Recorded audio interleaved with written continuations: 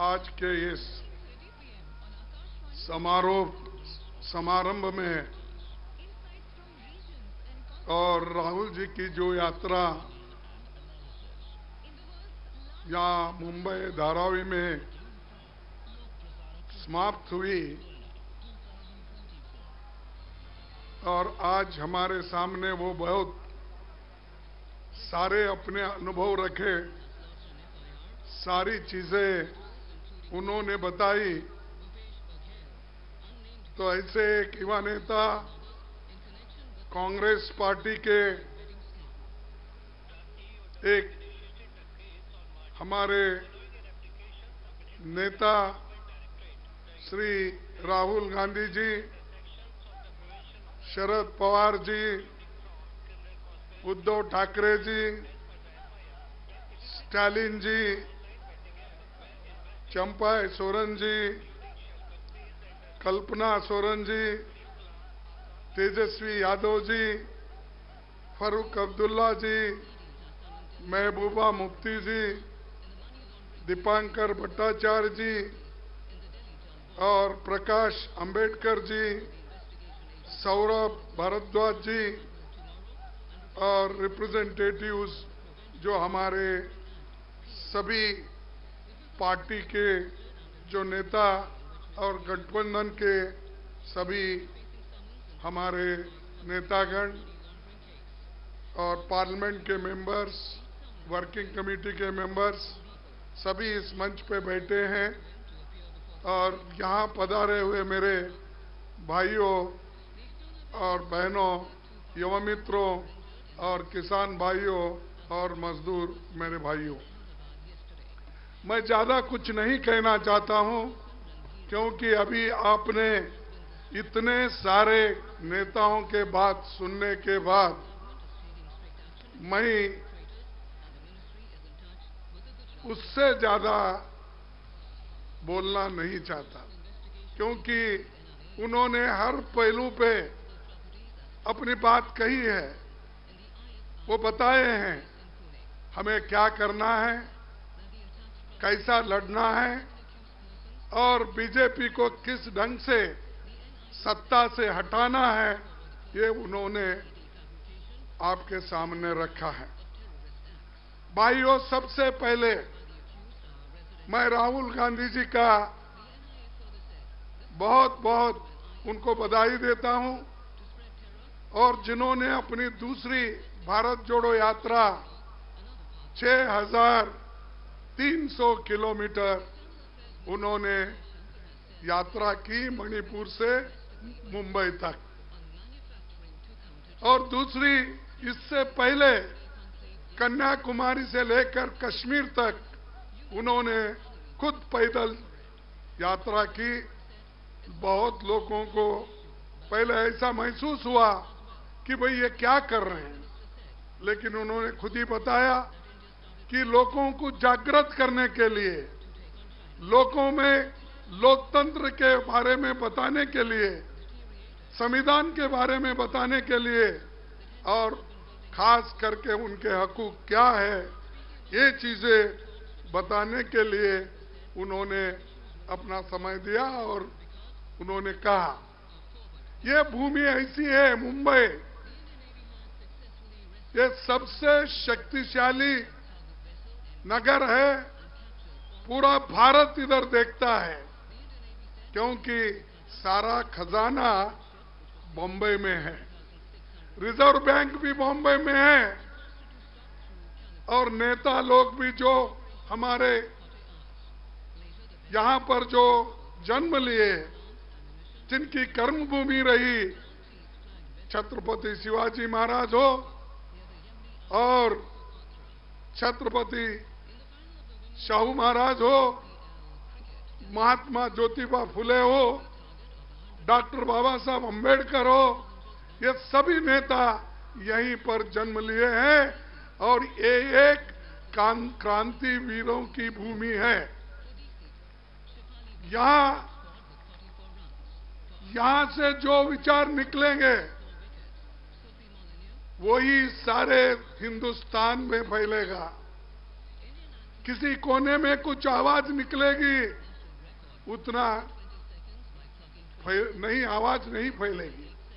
लेकिन मुंबई में अगर कोई आवाज क्रांति की हो, शांति की हो, लोगों के भलाई की हो, अगर जो निकलती है तो सारे देश में फैलती है, दुनिया में फैलती है। तो इसीलिए मुंबई हम सब के लिए एक बहुत बड़ा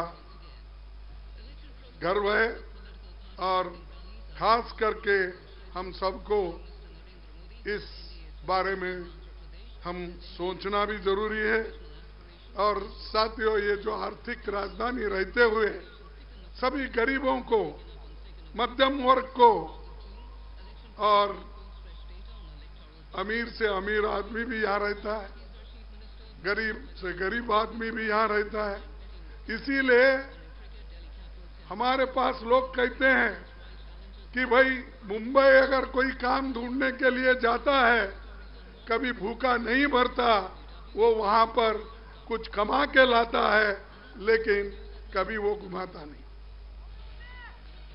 लेकिन इस स्थिति में इस देश का आज क्या परिस्थिति है, इसीलिए हमने एक 5 गारंटी घोषित की है।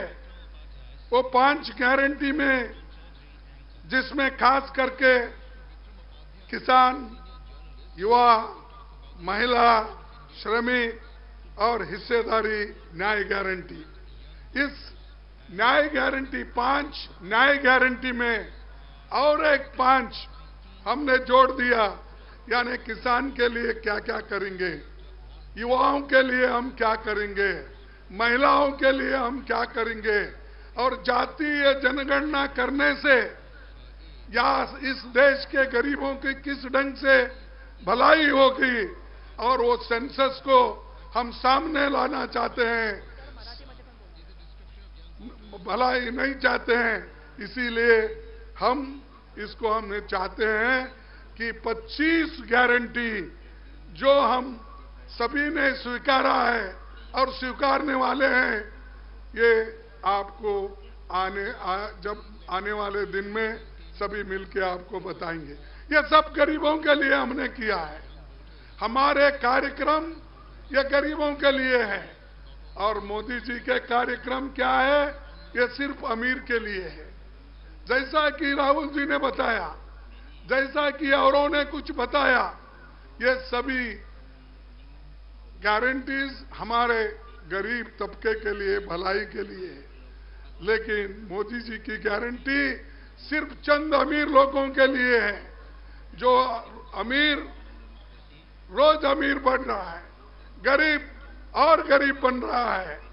बहुत से लोगों को ये समझ में नहीं आ रहा, इतनी गरीबी रहती हुए हम उधर ध्यान नहीं दे रहे। इन्फ्लेशन बढ़ रहा है, अनएम्प्लॉयमेंट बढ़ रहा है, गरीब बच्चों को स्कॉलरशिप जल्दी नहीं मिल रहा है, इधर किसका भी ध्यान नहीं है। और मोदी जी हमेशा यही कहते हैं, ये मोदी की गारंटी। अरे भाई, तुम्हारी पार्टी की गारंटी तो कम से कम बोलो। Modi guarantee, Modi guarantee, Modi guarantee, ये क्या है?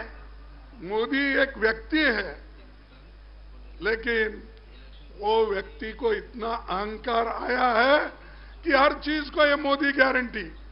और वो ये भी समझते हैं मोदी जी कि देश को आजादी मिली है वो 2014 में ही मिली है, इससे पहले आजादी नहीं आई, 1947 में आजादी नहीं आई। उनका कहना है कि आजादी मिली ये 2014 में ही मिली, इसीलिए उनकी गिनती वहीं से शुरू होती है। वो पंडित जवाहरलाल नेहरू जी ने जो किया वो भूल जाते हैं।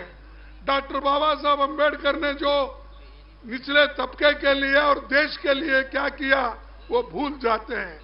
देश के एकता के लिए किस नेताओं ने लड़ा, कैसा लड़ा, कैसी आजादी लाई, इसके बारे में वो कभी नहीं सोचते।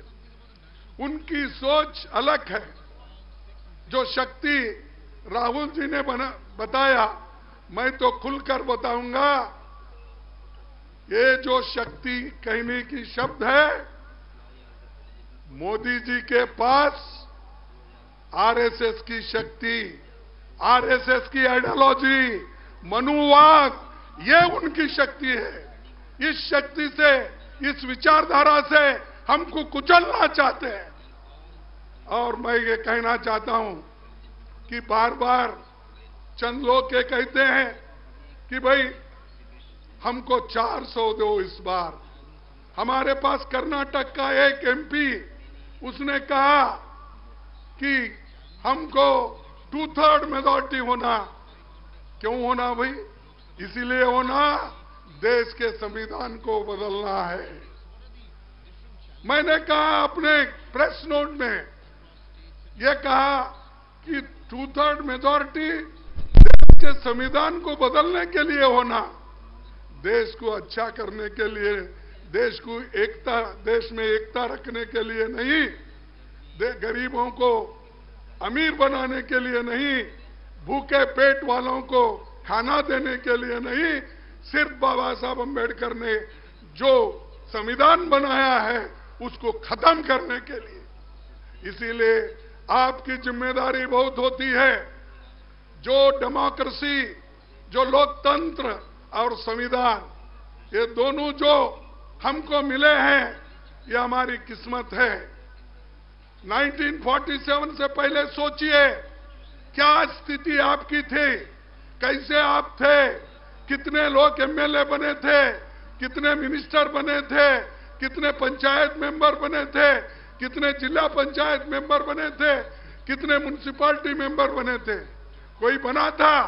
नहीं, क्योंकि किसी को वोट का अधिकार ही नहीं था, किसी को वोट का अधिकार नहीं था।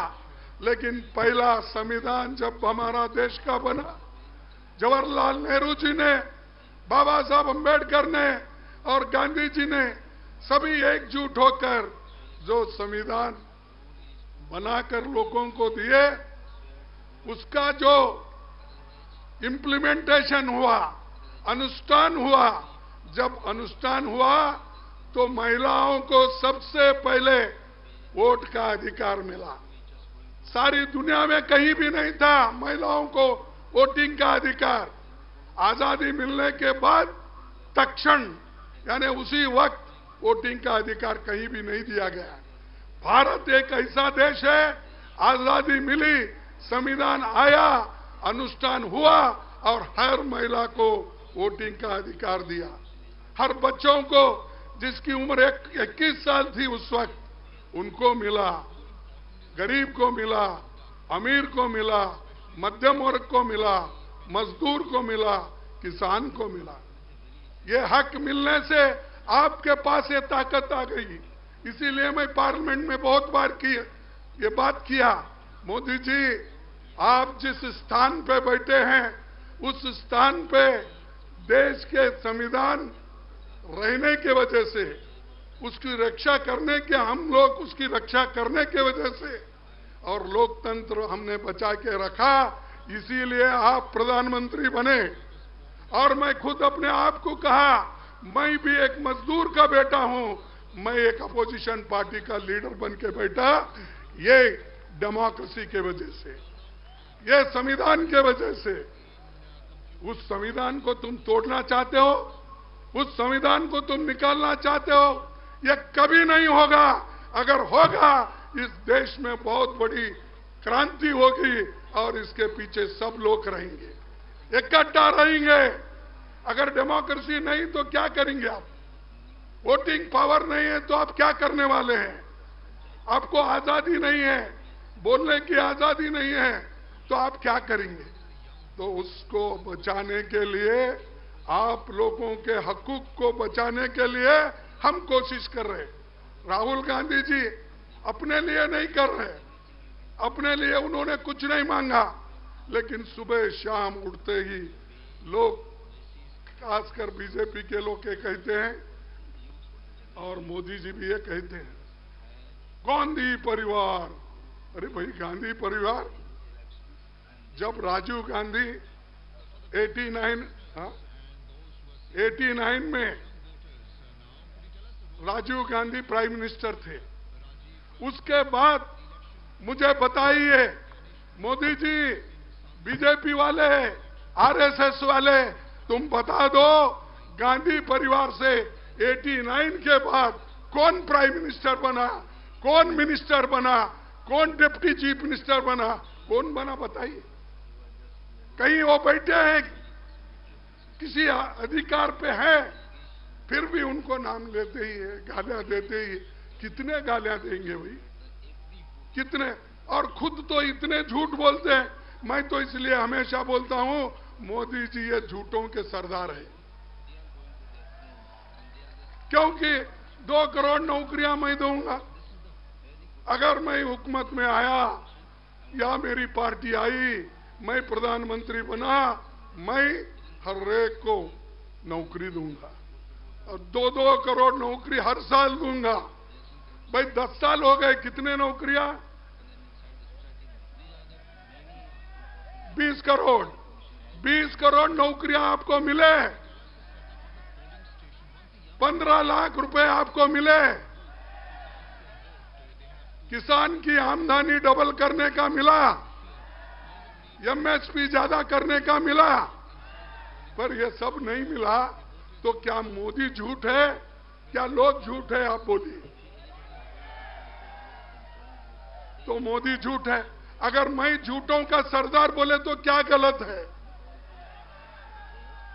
तो ये हमेशा। और एक बात, मोदी जी जो हमेशा इधर एक को हंसाते हैं, दूसरे को रुलाते हैं, ये उनकी पहले से आदत है। वो नहीं बोलता मैं। अरे भाई, ये तुम ऐसा मत बोलो, पॉकेट मार। पॉकेट में कितने पैसे रहते हैं? उसको तो 18,000 करोड़ रुपए बॉन्ड में मिल रहे हैं। तुम तो पॉकेट मार बोलते हैं। पॉकेट मार में बहुत हो गए तो 1,500 रुपए मिलेंगे। ये तो पूरा खजाना लूट रहा है ना। ये तो सुप्रीम कोर्ट बोला, ये हमने नहीं बोला कि उनको कितना पैसा मिला, हमको कितना पैसा मिला, दूसरे पार्टियों को कितना मिला। हमको तो 11% मिला। 50% ज्यादा बॉन्ड खरीद कर लोग उनको दिए। अब इसी के ऊपर आप समझ लीजिए मोदी जी कैसा करते हैं। मोदी जी हमेशा कहते हैं, न खाऊंगा न खाने नहीं, न खाऊंगा न खाने नहीं दूंगा। लेकिन मेरा कहना है, न खाऊंगा न खाने दूंगा जो बोलते हैं, तो तीसरा शब्द यह है, न खाऊंगा न खाने दूंगा। लेकिन बड़े बड़े अमीर लोग जो हजारों करोड़ में बॉन्ड देते हैं, मैं गपचुप लूंगा। ये उनकी आदत है। और बाहर जाते, परसों ही मेरे कॉन्स्टिट्यूंसी को गए थे, 3 दिन पहले गुलबर्गे में। ठीक, जाने दो, उनको जो संविधान उनको ये दिए है, क्या म्हणता चला, हाँ, उनको बोलते हैं ना, उनको फ्रीडम मिला है और फ्रीडम हमने ही दिलाया, तो उससे आजादी दिलाई। तो जाते रहते हैं, जाने दो। लेकिन मैं आपसे यही कहूंगा कि मोदी जी के दांत ये हाथी के जैसे हैं, दिखाने के अलग, खाने के अलग। इसीलिए आप लोग बड़े होशियार रहना चाहिए उनसे। और वो हमेशा हर एक को सता के अपने तरफ लेते हैं। अभी राहुल जी ने जिक्र किया एक आदमी का, और उन्होंने कहा, राहुल जी ने कहा कि हमारे नेता श्रीमती सोनिया गांधी जी के पास जाकर एक नेता ने रोया और रोकर कहा कि अब मेरे को छोड़ो, नहीं तो मेरे को फांसी लगाएंगे बीजेपी वाले।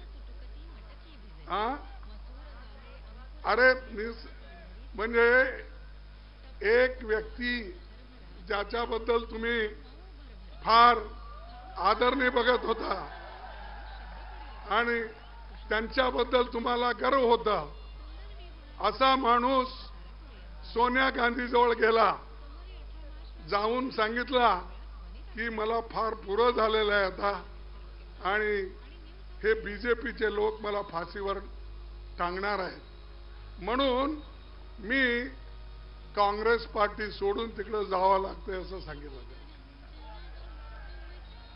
ते।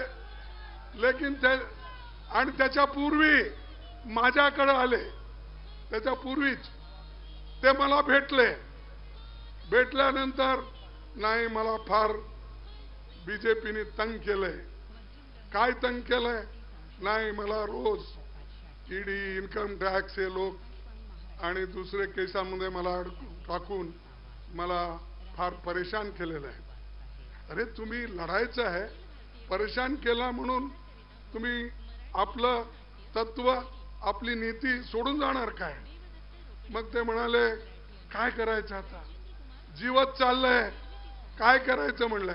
अरे जीव जाताय म्हणून तुम्ही तत्व सोडता, जीव जाताय म्हणून घर सोडता, जीव जाताय म्हणून पार्टी सोडता, जीव जाताय म्हणून देश सोडता, लढत नाही का देशासाठी, पक्षासाठी?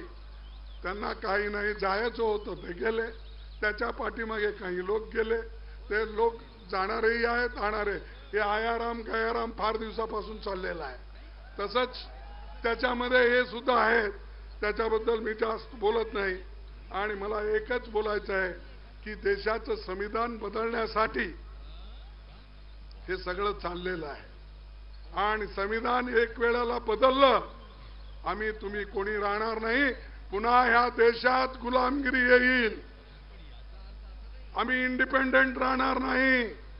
कारण हे मोदी सारखे लोक आले तर निश्चित हे समजा की या देशात पुन्हा इलेक्शन होणार नाही। हे लास्ट इलेक्शन समजा तुम्ही। डेमोक्रेसीमध्ये ज्यांचा विश्वास आहे त्यांना मी हे सांगतो, तुम्ही जर ह्या वेळेला नीट लक्ष देऊन तुमची मतं नाही टाकली आणि जे बीजेपीच्या तत्वाविरुद्ध किंवा बीजेपीच्या आयडियोलॉजी विरुद्ध तुम्ही जर नाही लढला तर निश्चित म्हणा की या देशात आज नाही उद्या हे डिक्टेटरशिप येणार आहे। कारण हे नुसतं ईव्हीएम नाही, त्याच्या पाठीमागे दुसरे लोक आहेत। ईव्हीएम तर आहे, त्याला आता प्रकाश आंबेडकरांनी सांगितलं, राहुल गांधीजींनी सांगितलं, माझे लोक सांगतात, आमच्या इथं पार्टीमध्येही सुद्धा याच्याबद्दल फार प्रयत्न चाललाय, पण जसं चाललंय ते तरी वेगळं आहे। अरे ईव्हीएमची लढाई तुम्ही कराव म्हणजे जास्तीत जास्त मतं तुम्ही घालायलाच पाहिजे, जास्त मतं घातला तरच तुम्ही जिंकता, नाहीतर याचं ईव्हीएम ते ईएम हे सगळं काम करते। त्याच्यासाठी तुम्ही मजबूत व्हा। आणि आम्ही तर म्हणलो व्हीव्हीपॅट सगळे आपण त्याचं मोजणी करायचं, तर तेवढं केल्यानंतर सुद्धा आम्हाला सांगायचं आहे की त्यांना की एक तरफ व्हीव्हीपॅटचं असू दे, पण तुम्ही करता कशासाठी? जिंकून येण्यासाठी।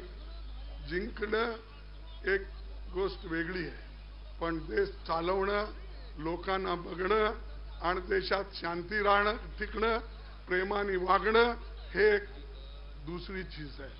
त्यासाठी मला सांगायचं आहे तुम्हाला की जे राहुलजी भारत जोडो यात्रा केले, भारत जोडो न्याय यात्रा केले, आणि आता आम्ही गॅरंटी जे मी तुम्हाला सांगितलं हे निश्चित रूपाने आमचं जर गव्हर्नमेंट आली, इंडिया गव्हर्नमेंट आली, निश्चित रूप आम्ही सगळे गॅरंटी इम्प्लिमेंट करणार आहोत। हे सगळ्या गरिबासाठी आहेत, हे कोणत्या श्रीमंतासाठी नाही। आणि आम्ही हे ऑलरेडी इम्प्लिमेंट केलंय. कर्नाटकामध्ये आम्ही 5 गॅरंटी दिलो. काँग्रेस पार्टी तिथे इम्प्लिमेंट करून दाखवली. तेलंगणामध्ये 6 गॅरंटी दिले, तेही आम्ही इम्प्लिमेंट करून दाखवलो. आम्ही जे सांगतो ते करतो. त्यासाठी तुम्ही सगळे मिळून एक होऊन आम्हाला मदत करा. आणि हे बघा, बीजेपीचे लोक पळून जातील. आज काही लोक काँग्रेसचा झेंडा सोडले, शिवसेनेचं सोडले असतील, एनसीपीचे सोडून गेले. ते पुरत तुम्ही जर 2024 मध्ये आम्हाला मत घेऊन भारी बहुमताने जर तुम्ही निवडून आला, ते सगळे लोक दुसरीकडे पळतील, आमच्याकडेच येतील पुन्हा. त्यावेळेला तुम्ही घेऊ नये. जे लोक पळून गेले त्यांना सोडा. मी शरद पवार साहेबांना, उद्धव ठाकरेंना सांगतो की जे गेले जाऊ दे, त्याला दुसरा तिथं पैदा होतो ना, दुसरा जन्मतोय काय, तोच आहे काय? तर हे फार मोठं आहे. म्हणून मी तुम्हाला सांगायचं आहे की तुम्ही सगळे लोक ईडी, सीबीआय, आयटी ह्याला भिवून जाऊ नका. लढा. हे असंच दिवस राहणार नाहीत. लढत राहिलं तरच तुम्हाला यशस्वी मिळेल. रडत राहिला तर तुम्हाला रडवतील ते 100%. त्यासाठी मी तुम्हाला विनंती करतो पुन्हा पुन्हा की सगळ्यात जास्त अगर नुकसान कुणाला आहे, अगर हे आपली संविधान नाश झालं, संविधान गेलं, तर सगळ्यात जास्त नुकसान दलितांना आहे, मागासवर्गीयांना आहे, गरिबांना आहे, शेतकऱ्यांना आहे, सगळ्यांना आहे, मायनॉरिटीला आहे. त्यासाठी तुम्ही सगळे एक होऊन हे काम करा. आणि जे आज आयडियोलॉजी आहे, कोणत्या आयडियोलॉजीला डिफीट करायचं आहे? मनुवादच्या आयडियोलॉजीला डिफीट करायचं आहे. ते आयडियोलॉजीला तुम्ही डिफीट नाही केला, कितीतरी तत्व सांगा, कितीतरी तुम्ही बोला, काही होणार नाही. त्या आयडियोलॉजीवर तुम्ही टिकून राहा. तेव्हाच तुम्हाला यश मिळेल, तेव्हाच तुम्ही एक होऊन उठाल. म्हणून मी तुम्हाला शेवटी एक शब्द सांगून मी आपलं भाषण संपवतो. ते आहे की आपले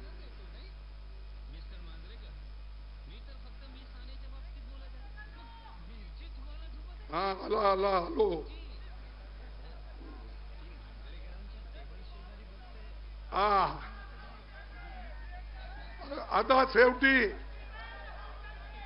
आता शेवटी मी एकच वाक्य सांगून मी माझं भाषण संपणार आहे. मी 2 लाईन सांगेन. जब हौसला बना लिया, ऐकता ना तुम्ही? जब हौसला बना लिया, ऊंची उड़ान का फिर देखना फिजूल है कद आसमान का. मग आता राहुल गांधींनी डिटरमाइन केलेलं आहे की एवढ्यापर्यंत उडायचं आहे. मग बघायचं नाही आकाश किती दूर आहे, किती पावला टाकायची, ह्याची काही जरुरी नाही. म्हणून मी राहुल गांधीला धन्यवाद देतो. त्यांनी जे काम केलंय त्याला पुढे आपण न्यायचं आहे. येते इलेक्शन मध्ये आम्ही एक होऊन लढायचं आहे. त्यासाठी मी जय हिंद, जय भीम, जय भारत.